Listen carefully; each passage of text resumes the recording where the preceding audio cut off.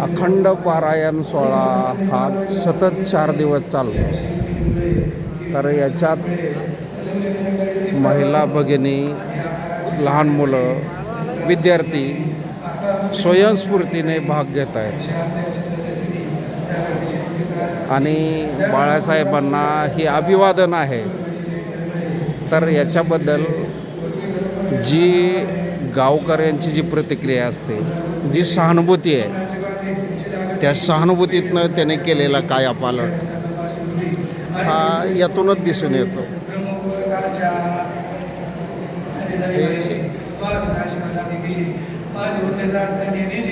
चोपदारवाडीचे सरपंच आहेत, त्यांनी मला निमंत्रण दिलं होतं, त्याच्यामुळे मी आलो. त्यांचे सहकारी आहेत, हे त्यांची टीमवर्क आहे पूर्ण. हे पूर्ण टीमवर्क असल्यामुळं त्यांच्याशी आपण साधणारच आहे परत. हे पूर्ण टीमवर्क. बाळासाहेबांनी केलेल्या कामाची ही पोचपावती आहे. याच्यामुळं लहान मुलंसुद्धा आहेत बघा, हायस्कूलची, हे बाकीची आहे, प्रौढ आहेत. हे हा लहान मुलगा आहे. तुझं नाव सांग. माऊली. सगळं नाव.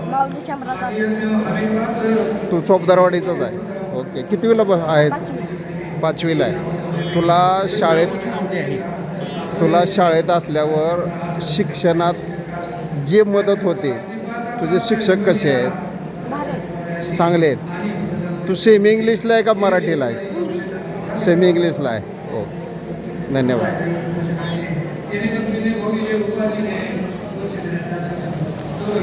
अटल 25 न्यूज, सोलापूर, अकलूज, विष्णुकुंभार.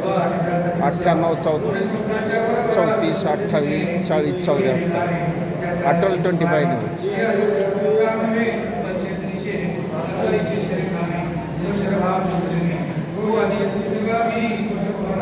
उत्स्फूर्त प्रतिसाद आहे. त्याच्यामुळं प्रश्नच नाही. हा पारायण सोहळ्याचा हॉल आहे मोठा. हॉलमध्ये गावकरी पूर्ण आहेत सगळे.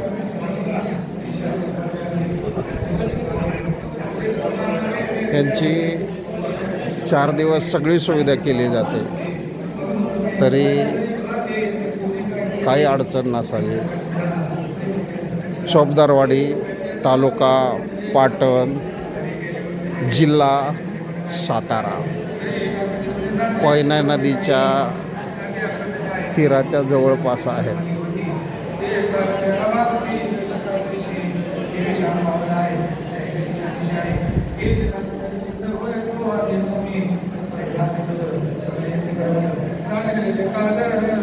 बाळासाहेबांनी केलेल्या कामाची ही पोचपावती आहे. आज स्वतः स्वयंस्फूर्तीने सगळे बसतायत पारायणासाठी. हे बाळासाहेबांची केलेल्या कामाची पोचपावती असल्यामुळं सर्व बंधू भगिनी, प्रौढ, विद्यार्थीसुद्धा आहेत बरेच.